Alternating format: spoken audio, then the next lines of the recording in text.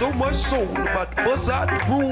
All different flavors, way more than 32. From these shoes, you can't mess with these dudes. Nike Reeboks about soccer knees. Golden Gooses on dudes, it's greasy. Converse collab make like easy. What's up, guys? Welcome to another episode of Soul Brother, hosted by yours truly, Flexx Luthor. This is a solo episode, and I feel like this is the actual real first solo episode. The last one was really just kind of like a filler episode, but this one has, as I promised, more structure, a lot of things that we're going to be talking about, and because there's a lot going on. I mean, we're talking about streetwear. There's so many conversations that are going on right now, and what I really want to do with these solo episodes is really provide my commentary. I've been very vocal about having these conversations on my platform and not really social media, just because of like it lacks context. So things get real personal. People take things personal, feelings get hurt, and the conversation is no longer productive. So I vow to have these conversations on my platform, just give my commentary, my 2 cents that. So what I really want to do is kind of really introduce what these solo episodes are going to be and why I'll be doing them. Again, it's really just getting my thoughts off, really kind of something like a behind the scenes, kind of upcoming stuff for the Soul Brother podcast. I'll finally be giving in and talking about sneaker news and latest releases, and just really my opinion, my commentary on the latest releases, conversations. And I really feel like it's just the evolution of the podcast. I love having guests on. I love making those connections, but I really want my podcast to be able to stand on its own. Let's say we take away the guests, will I still be able to hold those listeners with those downloads? Will I still, will I balance out or even gain more? When you're building a brand, a platform, you can't truly build the foundation and, stand the test of time if you're building off of other people's platforms. And when I say building off of other people's platforms, I really don't want that to be viewed as negative, as like I'm using other people. It's an equal exchange, exposure from my platform to their platform, or it works both ways. But before we get all into that, it's still gonna have our usual what was on feet today. And what I went with, I've been really wearing these a lot lately, and that's just the forest green 14s from '07. I got a crazy steal on these. I don't know if the tariffs are playing a part, but I've been getting some crazy steals on eBay and they're all coming from Canada. And I think like they're having a hard time moving them because of the tariffs. So they're like pricing as to trying to include the price of the tariffs within that price. So like where they might have got 180 for it and they're paying like $40 on tariffs, then they're probably selling it for 140. So yeah, I think that's what's going on. But I'm glad to have this in my collection. I know we rumored to have these, I believe, this year or early next year. I'm not sure. But yeah, glad to have the forest green 14s. That's the pair I went with today. But yeah, so we'll lean into the latest releases, and well, I won't go over all the latest releases. I'll just pick from the releases that really caught my eye, or releases that I have feedback on that I can really provide some response with. And the first one I really want to talk about is the brick by brick. Now, these brick by bricks, we've all heard, the commentary with them looking like the Fire Red 4s, in which they do. There is some similarities with the Fire Red 4s. I mean, you put them next to each other and you can see it. But honestly, that doesn't take away from the shoe for me. I don't have the original. I don't have the first brick by brick release. Definitely put on the backlog for a pair that I need to grab later. And pretty much the same thing for these. Now, again, Nigel's still telling that story, which I'm a fan of. I'm a fan of the style. And I always say, like, I have no problem with shoes being re-released and, like, it's like a rendition or something slightly different. And unfortunately, that's how I view the latest brick by brick by Nigel, as like a fire red 4, but just with something different, and I'm a fan of the Fire Red 4s. I have a pair in my collection, and that's really what was the selling point for me. And I know that was a lot of the reason why people were like, I'm not really messing with it. So they're not doing, I don't think the hype behind these were as crazy as the brick by bricks, which is it's kind of strange because people want to knock this one because of like it being simple or already been done. But the first brick by brick was a one color shoe, with a hint of like off whites or white. I haven't seen the brick by brick in person, so I can't say that the white on there is like pure white. It could be off white, but you know it's the same thing. Like it's and one color shoe or something slightly different from a shoe that we've seen before. So the argument of it being so simple that it's not a good shoe or that it doesn't deserve, you know, being as hyped as the first one. Yeah. Then we also have the Toro Bravo return. This one is interesting. I remember this release in 2013.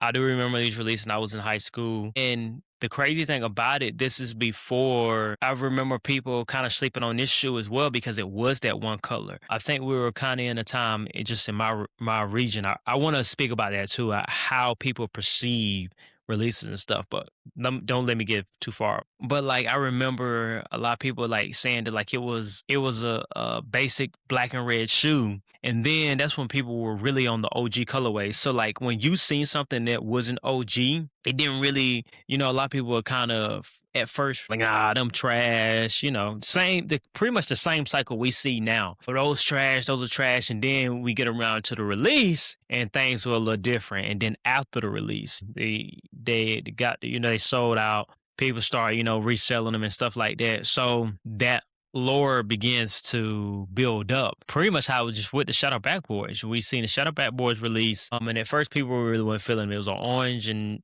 black shoe. Orange and black Air Jordan 1.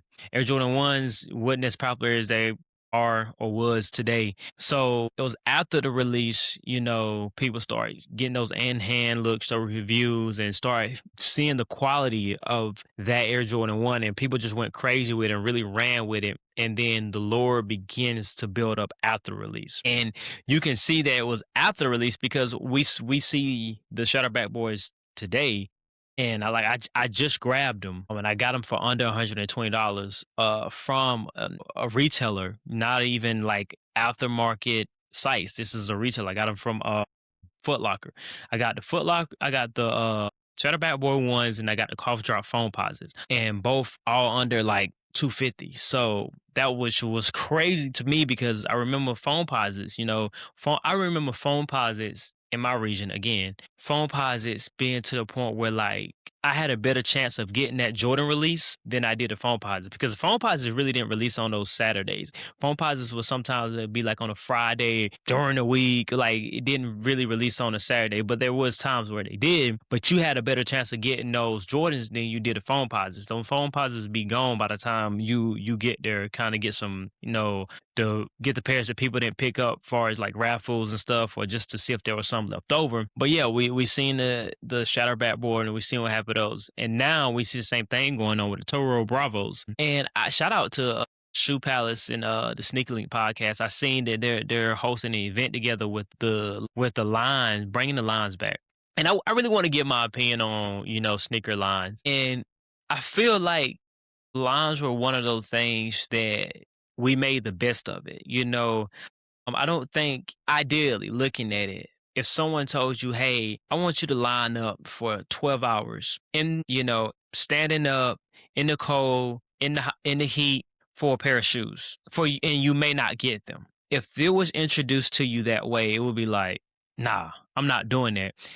But that at that time, that was the only way that we could get these shoes. You know what I'm saying? So it's like, okay, I'll do it. And I feel like we made the best of it. We started creating those memories. We're like, well, we're going to stand in line. I might as well, network. I might as well talk and laugh it up, chop it up, or whatever the case may be. Because we have no choice. How else are we gonna get a shoe? It's either online, bots were, becoming a thing. And I know like people like say, well, bots really wasn't a thing in 2013 and 20, like that was the beginning of the end. I remember, where there was no bot protection at all for the real ones. No, like you see that tweet, Air Jordan 12 taxis available, now available. Literally 1 minute later, Air Jordan 12 taxis now sold out. Like literally. And there was no protection against it. And nobody really knew how to deal with it at that time. So anyways, you have no choice but to camp out. So you make the best of it. You start creating these memories, and then you're like, oh man, I actually have fun at the camp out. So let me go to this one. I mean, I get to see the homie. We get a network. Whatever the case, whatever your experience was with the lineups, you got to do that, over and over for each release. And people create friendships. People, really built something around that in far as community and culture. But once raffles became a thing, or I've said before, like I waited in one line and I realized this ain't for me, just based off of me personally, because it's like I'm sitting out here. I could be working, making money. I could be out partying or doing something. It's Friday night, early to the early Saturday morning. So I could be out, I could just be out. And when I realized, like, at that time I was pretty much paying resale because I paid someone to camp out for me. And it was only at that time an extra 20, depending on how many people out there or how early they would have to go, max $50. So I'm like, cool, that's whatever. I mean, this is at a time where Jordans are 160, so at the end of the day I'm paying 210. I mean, now it's a different story. 220 and you throwing $50 on top of that, you're paying 260, 270 taxes. Maybe you might, at the end of the day, you might be paying 280. But so once I realized I could do that, like the lines got put on the back end for me. Like I was like, I'm cool on it. Like if I can do what I got to do, grab me a shift, go out, party, do whatever I want to do, and still, go meet up with my person Saturday morning. Like I got my pair, and I didn't have to wait outside in the cold, because I mean the best releases were the holiday releases, and it's cold. I'd rather do that. So when it comes to the sneaker lines, like me, I don't want the sneaker lines back. Like, why? I mean, especially with the way people conduct themselves now. Like, I don't want to be in a predicament where like I gotta get out of character to get this pair of shoes. And I feel like that's what you open the door to when you're doing the lines. Now, if we could do like a spin on it, which I'm pretty sure that's how they're going about it. Like, all right, this is a camp out. This is, a lineup or whatever, but we got vendors here. We got this person here that's gonna kind of be working the line, and you got this person here. We got the Sneaker Link podcast here that are gonna be working the line, doing content, stuff like that, that makes it enjoyable to where these fours are going to be available. No doubt in my mind. They will. I feel like they will sell out, but it's not to the point where you're like, oh man, I couldn't get my pair, and they're going crazy for resale. But I said the same thing about the Black Metallic 5. So who knows? But just in my personal opinion, I don't feel like they'll sell out. But with that being said, there's going to be pairs available. But let's really turn the line into like an event, really. Like you line up for your pair, you get your wristband or your raffle ticket or whatever the case may be. But at the same time, when you networking, you chopping it up with people, there's vendors, there's food, there's events, there's music. So like that is what I feel like lines should be at this point, where it's really more of an event, just having you hosting the event, and it's like a release party or a release event, like an activation really. But we're just calling it a camp out. We're calling it a lineup. But again, I always find it strange that these certain shoes that we bring the lineup back for really didn't see that lineup hype or like have those lineup stories. I recently spoke about the Midnight Fives, which was, when they first released were called the Oreo Fives, but they went with the Midnight Fives because it was really based around camping out and it being a midnight release and stuff like that. And I'm just like, the Oreos wasn't like that. I remember the Oreos actually been one of the easiest releases, and it was kind of like one of those dry spells where things were kind of, their hype around sneakers were kind of dying down, so you could grab your pairs, kind of like what we're seeing right now.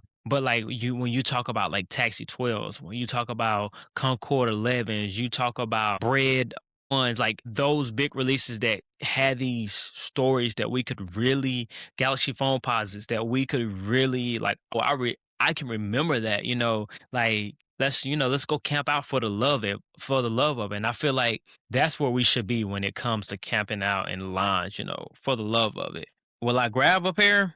Mm, I'm definitely gonna grab a pair, simply because just I missed out on 2013. Didn't have the funds to do it. I can't remember. There was another release around that time, man, where I was at that point in my life where I couldn't really get 4 or 5 releases in a month, or really because I don't we really wasn't seeing that many at that time. In my opinion, my personal experience, we didn't really have that many releases at that time. So it might have just really been, a phone posit that released that month, or just another Air Jordan 1 that released that month. And I was like, I'd rather have these. We also just recently seen the Bloodline 12s. Bloodline 12s, I feel like if they would play more into the whole Roman Reign thing, definitely would have. I think we definitely would have seen more love for that pair. Because I was under the impression that we was gonna see something that slight details or nods to Roman Reigns, and for my wrestling fans out there.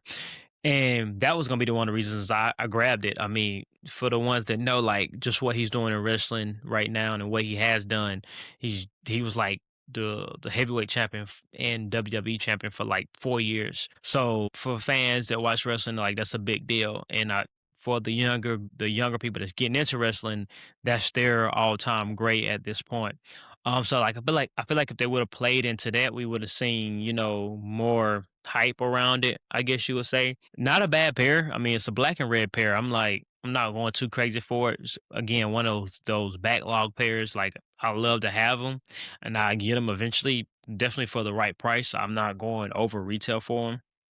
The world's best dad release. That was one of those shoes that like if you've been following me for a while, me personally, like I've been saying we need a bread 11 with the material that we see with Jordan after he won his championship right after his dad had passed. He's in the bread 11s, playoff 11s for my OGs out there. I would love to see the bread 11s and the sock lining being, mimicking that same pattern and colors that we see on the carpet that he's laying on. And then we can go with the playoff name because obviously, the playoffs, finals, and stuff like that. We could go, kind of reinvent the playoff Air Jordan 11, and like I really feel like that's where we should have went with the worlds. We could even world best dad 11. I mean, we're seeing so many Air Jordan 11s right now. Like this is if you're gonna make those colorways, and like one of the biggest stories, I ain't gonna say biggest stories, but one of those memorable moments for fans of Jordan and his legacy. So I would have loved to seen the Air Jordan 11 rather than the Air Jordan 3. Not a terrible pair, not the greatest pair, but I mean with so much releasing, it's just like again another backlog pair. Like it's a white pair with hints of black and red. Of course you have that the pattern from the carpet, but still at the same time it's a white shoe, black and red. It goes into my backlog where I will eventually get it. Just for the backstory, the small details that they provided with this pair. So definitely will grab that pair later on. And then the latest Travis Scott release. Latest Travis Scott release. Here's what I would say about the latest Travis Scott release. I'm gonna talk more about the release rather than anything. I've always said I'm not really a fan of the Travis Scotts. If I was given a pair, cool. I mean, I'm gonna wear my love shoes. I can find beauty in all shoes, but to say like I'm entering raffles and I'm having homies entering raffles so I can get a pair, or I'm gonna pay resale, or I'm gonna camp out, or I'm gonna do all this other stuff. Nah, I'm not doing all that. I'm cool on it. If the opportunity comes for me to purchase a pair, why not? I don't have a pair in my collection. I don't have like any Travis Scotts in my collection. Why not? But what really tripped me out was that I seen that Flight Club was holding a raffle for retail pairs. Like it was came to a shock to me. Maybe I'm late, but I didn't even know that Flight Club is getting like retail pairs. So yeah, that when I seen that was pretty strange to me because I hadn't seen a retail release of any shoe or Flight Club holding a raffle for a shoe. So like this is it's crazy to see because this, as much as I feel like majority of the sneaker community, sneaker culture, whatever y'all guys want to call it, like wants to push out resellers. Flight Club started as a resale shop. and is now selling retail pairs. So like to me that puts everything in perspective, and it's gonna be embraced. It's gonna be embraced. There's no one that's not gonna enter that raffle for a retail pair of Travis Scotts. And sneakers, sneaker people, sneakerheads, whatever, we're having that conversation now too. Whatever you want to call it, we pick and choose because like you have someone that's reselling and it's like, oh, this a reseller. They can't be part of the community. They can't, they can't do this, they can't do that. You know what I'm saying? And then Flight Club comes and it's like, oh well, shout out Flight Club for getting me my pair, and you're tagging them and you're buying from them and stuff like that. And it's being part of the culture because I know there's people out there that's been to New York, that's been to LA and went to Flight Club. Like let me check out Flight Club. And it's kind of like the same thing like hitting up somebody as a reseller, like, hey, let me hit the reseller up in New York, like this one reseller in New York. And if the vibe is right and the look is good, I don't care what people say that person or that company is doing that the sneaker community does not approve of. People are going to support it. People are going to support that person or that company if it benefits them. If it's okay, if that person, that company gets a cosign from someone that has a lot of followers, that has a lot of motion, that has a lot of clout, people are going to look the other way. Simple as that. But yeah, I thought that was a crazy thing to me that flight clubs are, having a retail release for the Travis Scotts, and that kind of just really just walks me into the current conversations that we're having. What makes you a sneakerhead? What is a sneakerhead?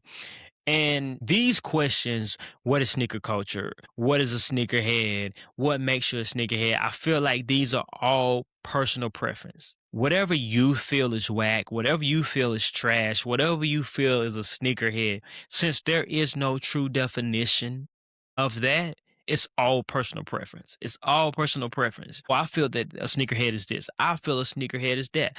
I feel like this is, what you shouldn't do. And I feel like it's all personal preference because there is no definite answer. There is no guideline, there is no book, there is nothing that we can refer to and say, hey, this is a sneakerhead, and it says a sneakerhead cannot do this. There's things that you personally, as your morals, your belief, your moral compass, that you feel like I'm not cool with that. Like if you really love sneakers, you're not really doing this. Or like if you really do this, you're not a sneakerhead. Or if you do this, you are a sneakerhead. And so that's why I've like when it comes to those conversations, when I ask those questions, I have guests on. I'm like, like I ask, what is sneaker culture to you? Not what is sneaker culture. What is sneaker culture to you, and do you feel that it exists? That because I'm asking more of like what's your personal perspective on it? What is your personal opinion on this? Because there's no be all within the sneaker space. It's like, all right, there's no person that we have that can say this is a sneakerhead and this is what they do and this is what you don't do as a sneakerhead. So like when we're having these conversations, we're really just running in circles. And honestly, you're baiting for that engagement because we know that you can ask that question. You can say sneakers are dead, sneakers are not fun, and it's going to start that conversation. It is going to get that conversation, even if it's a person saying like, "Why are we still entertaining this?" That's still engagement. That is still engagement. That still pushes that content to someone that follows that person that quoted that tweet or reposted that picture, put it on their story and said, hey, why are we still doing this? You still reposted that post, you still put it on your story and shared it with your friends. So that's still engagement. And I feel like, again, people are going to side with whatever benefits them, whatever looks good on them. So when you have people that have tons of followings, that has these brand deals, this is now a job for them. Simple as that. This is a job for them. And just how like everyday life, you're going to whatever you can do to be best at your job. So if your job say, oh, we got a new machine, we got a new process, this is a new way of doing things, and this is how we're going to complete it. What are you going to do? Are you going to quit that job and say, well, we've always done it this way and I can't do it that way, so I got to find another job? No, you're going to learn the process and you're going to do it that way. Same thing within when it comes to making content and sneakers. So when we in a dry spell like we are now, where there's not a lot of hype around sneakers, and the celebs are not all into sneakers, and you don't have the people streaming. Look at this pair; it's all about Pokemon cards and trading sports cards now. That engagement is low for them. They can't just post a beloved pair of sneakers or like an OG pair or old pair that people don't know about and get that engagement that they would if all eyes were on sneaker content right now. So I have to the people that no matter what stick around for sneaker content that just enjoy sneakers are here. I gotta round all of them up and get something going. So you know what? Sneakers ain't fun no more. And it's strange to me that people build a personality around sneakers and create huge followings around sneakers and then go back and say like, are sneakers dead? Are sneaker boring? Like if you're a successful musical artist, right? And you've got your success, you've built your following, your legacy and everything is around music.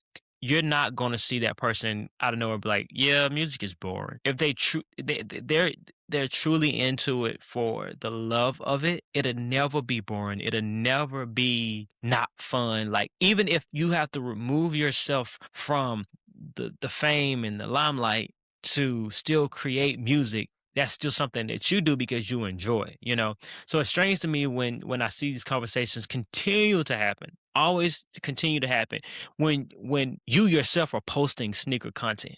You yourself you're putting in these long days of recording, editing, getting seated shoes and making content around it. And you're like, is sneakers not fun anymore? You should be asking yourself that. Is sneakers not fun for you? Like who is that question directed to? Like I feel like that's more of a question to yourself. Like, are you not enjoying making content anymore? Are you not enjoying getting a new pair? Are you not enjoying that? Like, does that seated pair not give you the same feeling it gave you 2 years ago or a few months ago? Like I feel like those are the questions that should be asked internally. Like those are the questions you should be asking yourself. Like if it's not fun to you at this point, or if sneakers don't matter to you at this point, or whatever the case may be, that I feel like that's again personal preference. And I seen the whole thing with a Seth Fowler selling his pairs. Does selling your sneakers make you less of a sneakerhead?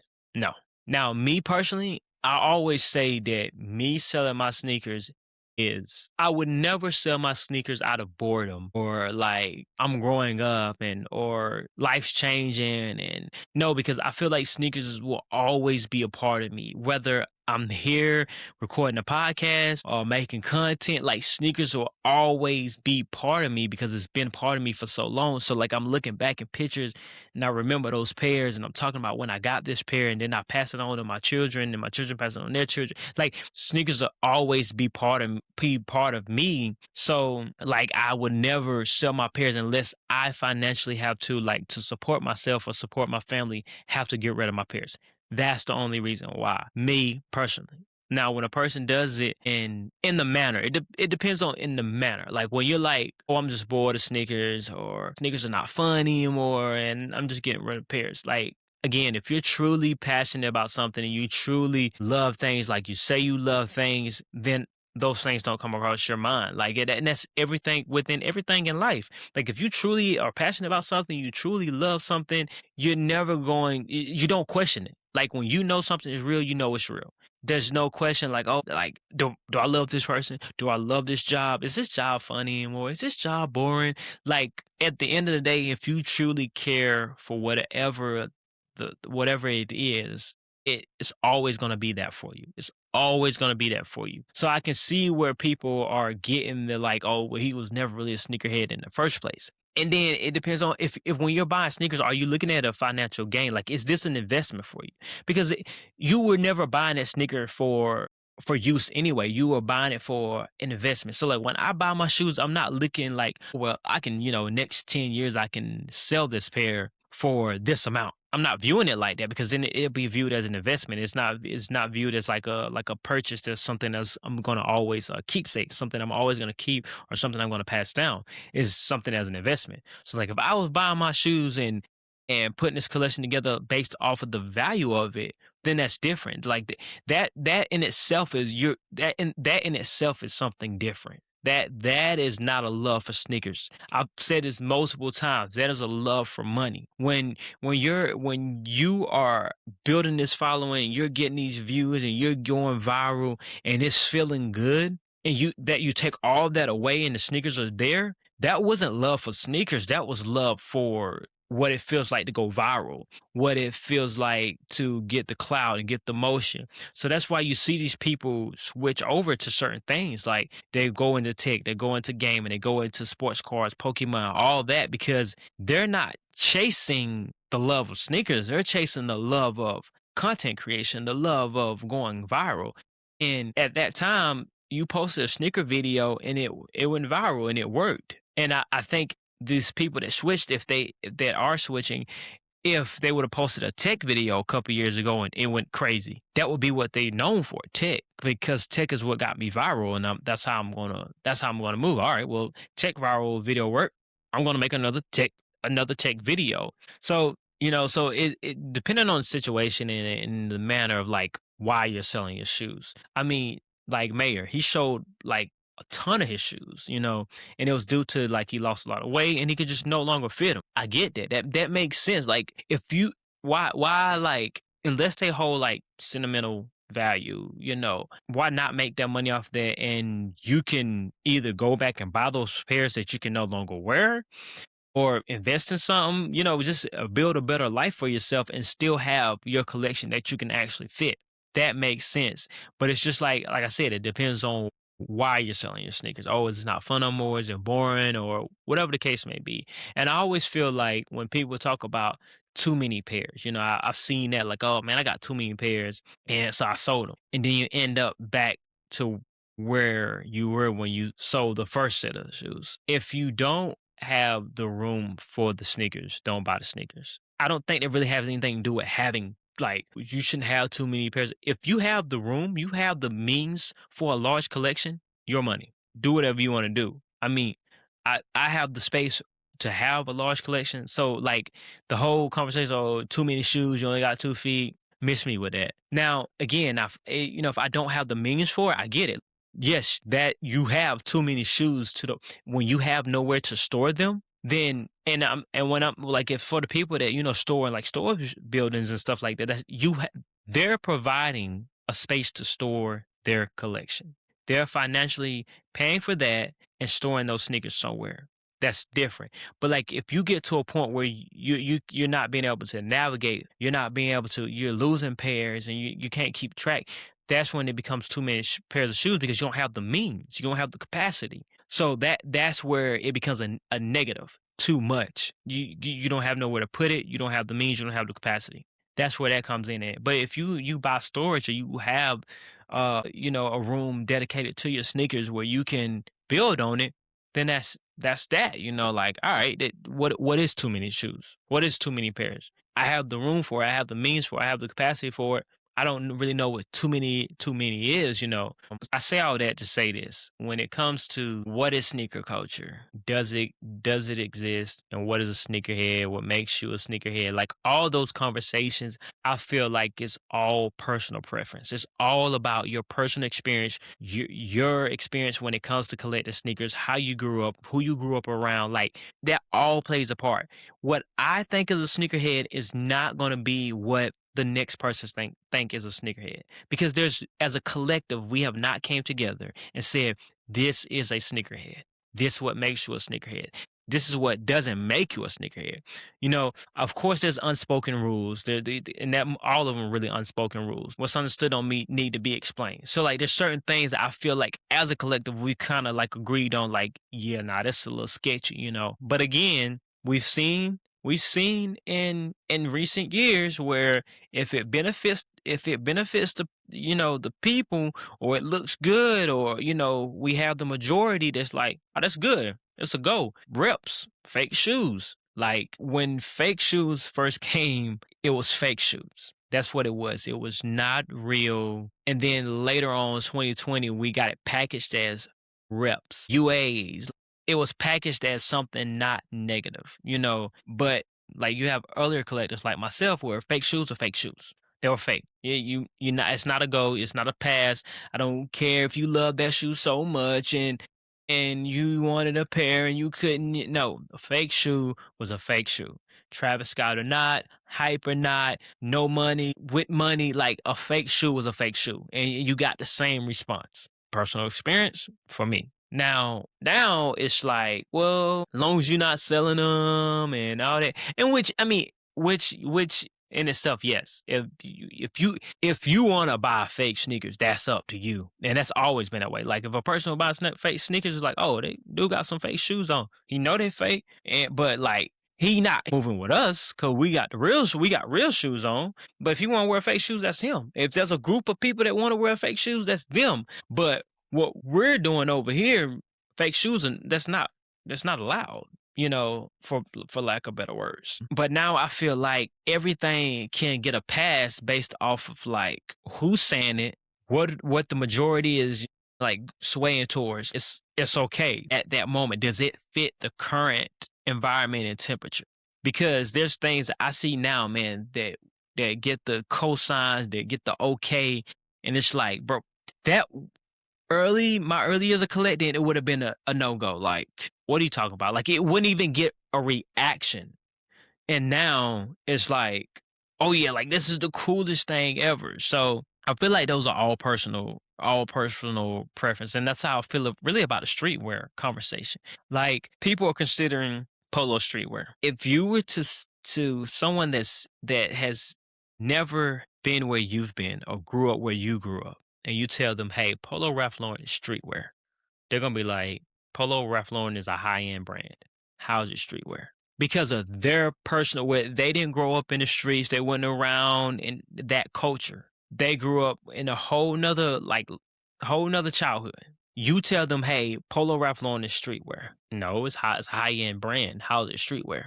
They're not going to view it that way. And I feel like that's literally what's happening right now. Everybody has their own personal experience based off of region, based off of culture, based off of, where you grew up, area, all that plays a part. So like what you consider streetwear is going to change. It's going to change, based off of the next person. Of course, there are going to be some things that went crazy in all regions, that went crazy in all areas, went crazy in all cultures. But there also going to be certain things that was large to them, but not really large to anybody else. Like there's certain people that grow up in certain areas where they feel that they're the only people doing this. And then they come to find out like there's more people doing this. Like, oh, I didn't know, I know it's a big thing to everybody. I thought it was just, niche to us. It was a niche group doing this. So when we have these conversations about streetwear, I feel like it should be a conversation. And by that, I mean, like, what was streetwear to you? Well, streetwear to me was Polo Ralph Lauren and Supreme, Diamond Supply, Crooks and Castles, Stussy. Like, okay, well, to me, streetwear was Coogee, bootleg Gucci. Like, and then it's like, okay, well, why was that streetwear for you? What made that streetwear for you? Like, again, there's no definite reasoning. There is no definite answer. There is no definite person that says that this is this. This is how we move. This is what it is in the conversation, So like, I feel like we kind of shoot ourselves in the foot when we're having these conversations because it's like there's nothing productive coming out of the conversation because we're not getting anywhere. It's just like, well, you thought this was streetwear? Well, nah, that wasn't streetwear for me. Well, you don't know what streetwear is because if you think that's streetwear, that's not streetwear. Well, because where I'm from, that ain't streetwear. And it's just like, okay, cool. That's not streetwear for you, but it might be streetwear for this person. That's not streetwear for you, but it's streetwear for the next person. And the same thing is, again, sneakerhead, sneaker culture, sneaker community, all those things. Like, there are some things that we can find a common ground on. And I feel like that's what these conversations should be. Let's find a common ground to what is streetwear. Or okay, I remember, Christian Castles was doing this thing. I remember when Diamond Supply was doing this thing. Like, okay, but what really was doing this thing was this. Like, oh, and it's like, oh yeah, I remember. Like, I seen a couple of people around with that, but like in my region, this what was popping. This is where I seen all the people, that was on the hitting the corners, that was doing this. It was really part of street culture. This is what they were wearing, and you have that conversation from there. But I feel like these conversations are always kind of like because for a lot of people, this is more than sneakers, this is more than fashion, this is more than streetwear. So when you talk about something, they take it personally. They take it as a personal hit towards them. Like, who are you to tell me that this wasn't, pivotal in my childhood and my change? And like, they're not literally saying that, but that's how a lot of people view it. So it's just like, nah, you don't know what you're talking about. It's just like people being in somewhat like a stage of denial because you wouldn't pivot to, or your scope of everything is right here. It's not everywhere. So he's just like, oh, nah, that was never streetwear. Nah, I never seen anybody wear that. I never seen anybody. Oh man, we was all wearing this. We was all wearing. You and your group might have been all wearing that, but who like? Go up a couple miles over here and a miles over there, or go over to the next city, go over to the next state. What were they doing? It could be a whole nother, ball game, so yeah, I mean that's how I feel about those conversations, man. Just I feel like it's all personal preference, personal experiences, and that's how we should have those conversations, and not when someone says something it's like set in stone, like this is sneakerhead. That's what I'm saying. This I feel like we should lead with, okay, well, my personal experience or my personal opinion, this is what a sneakerhead is. But as we close the episode out, again, these solo episodes will have more structure, kind of me providing commentary, hitting on some sneaker news, trending topics and trending events within the sneaker space and stuff like that. That'll be my focus for these episodes, but also to keep people updated within what's going on with the Soul Brother podcast. I mean, I have a lot of things planned for this year. And as I go from guest to guest, I always give the guest the platform to talk. So like it's not my episode for me to be like, well, this was my experience and this is what I got going on. Like I have the guests on for a reason. Like I want to hear your story. I want to hear your perspective. I want to hear your feedback and your commentary on these current events. Like that's what I have you on this episode for. So there's episodes where you don't really hear me talk a lot, and I do that on purpose. Like I really want you to get to know the guest. You are a guest in within this house, this platform, so like I want people to hear your story. I want whatever you're promoting, whatever you want the exposure for, you get that when you come here, So like these solo episodes are used for just keep people updated on what's going on, and then kind of get my thoughts off and kind of give my individual voice to the podcast, because again, like I feel like I want to be able to have I'm to a point where I'm getting a weekly listener of 250 people, and that's a huge feat for me. But I also want to be able to get those same 250 listens and downloads, even like when it's just me, because what happens when like you can't get a guest on.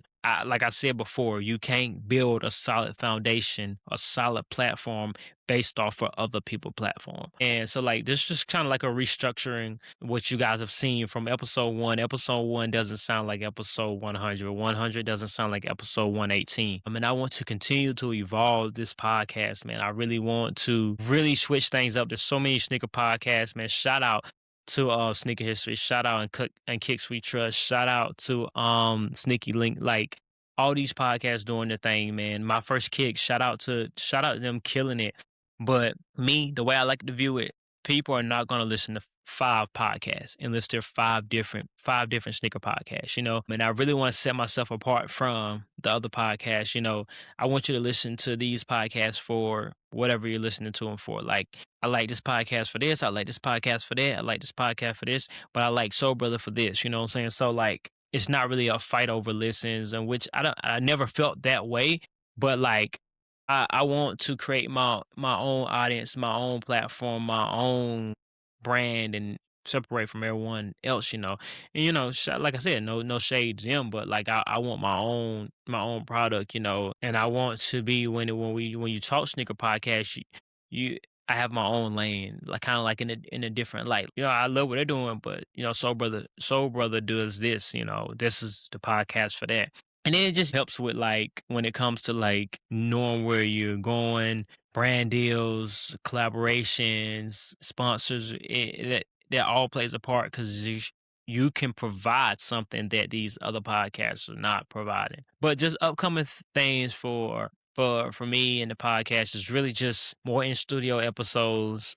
I really want to get like one every month at least. Just really networking and building within my local community when it comes to sneakers and other things as well too. I've been sitting on the Patreon idea for a while, and I'm seeing other podcasters are they're starting their Patreons already active and stuff. But honestly, to be real with you, man, like I don't really feel like I have something to provide that people should be paying for. Even behind the scenes, like I just like me personally, like I just don't feel what I have to provide for like behind the scenes, early episodes.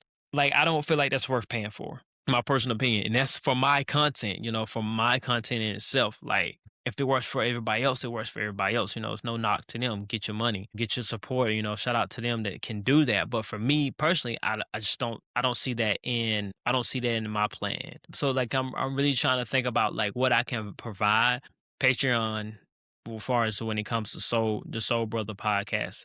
You'll start to see me restructure like how I do my content in general. Like there's gonna be stuff that's gonna be exclusive to X, Twitter, stuff that's gonna be exclusive to TikTok, stuff that's gonna be exclusive to Instagram, YouTube, and then stuff that's gonna be exclusive to like streaming platforms that we have for just audio. Because like I said, what's gonna get everyone to how am I gonna get that one person to follow all things Soul Brother, And that's because what you get on Instagram, you don't get on Twitter. What you get on TikTok, you're not gonna get on YouTube. What you get on YouTube, you're not gonna get on the audio. So you'll see things like that, and shout out to the people that's been here from the beginning, man. And shout out to the people that's still here, and hello to the ones that that have just came to this podcast. And enjoy the latest guests I've had on, man. Great conversations with Jay, Brother D, Matt from Corporate, man. Like those have been some great episodes, and of course the East Bay episode. Really enjoyed doing that, man. I very humble to get the opportunity. They reached out to me to make that happen, and I was fully aware of that they were doing the media run, like they're gonna hit these places up, and they're gonna hit like they were doing a media run. Simple as that. Like they're going to all sneaker podcasts. So like I knew I wasn't getting no exclusive. Like I'm getting exclusive interview. Nah. But what I was gonna do is I'm gonna treat it like exclusive because it's a soul brother interview. So like it's not gonna be like everybody else. It's gonna be a little different. The questions are gonna be different. The insights are gonna be a little different. So like those are the things that I'm thinking about when it comes to creating these episodes. When it comes to the questions, I don't want the same old questions. I really want to give the listeners, the watchers, like something that you not gonna catch on another podcast. I mean, we all see that, podcasts, pretty much the sneaker podcasts are having the same guest. It's all cool. It is what it is. It's more of like how can I make my interview different? So that's why I keep my ear to the media. Like I'm always listening to other sneaker podcasts because when I have that person on, I want to make sure that it doesn't sound like that person because again, we're in the same community, we're in the same group. So more than likely we have the same listeners. So like if I have a guest that's been on three different other podcasts, it's like why would I listen to your podcast if I feel like it's going to be the same? So if that becomes a norm to where like, oh, I know this is going to be a different experience, then I can really create something. But yeah, guys, that's what we're gonna close it out at. Just another one of those solo episodes where I let you guys know what's going on, keep you updated, and then my insights on certain things. I hope to get better at the solo episodes. Believe it or not, there's a huge difference between co-hosting a podcast, doing a podcast with guests solo, doing an in studio podcast, and then doing just a solo podcast. The dynamics and everything's always changed. Like stuff have to change, things have to be switched around. And then the hosting itself just got to get used to it. It is a different ball game when you're doing the in studio episodes. It's a different ball game when you're doing a solo episode. Because there's no back and forth, so there's no one to you kind of feedback off of, kind of collect your thoughts. And then for me, I always feel like there's no one to kind of reel me back in. I feel like I kind of go out there and I rant and I get far away from my points. So that's why I enjoyed having that's why I enjoy having a guest. That's why I enjoyed having a co-host. But again, episode 1 doesn't sound like episode 100, and episode 200 is not going to sound like episode 100. So I hope you guys, stay the course, continue to support me and the Soul Brother podcast. And that's where we're going to end it, guys. As I always say, love, peace, and sneakers. Retro 7s, retro 3s, metallic silver, retro 11, sitting on freeze. They got soul. Yeah. Soul Brothers.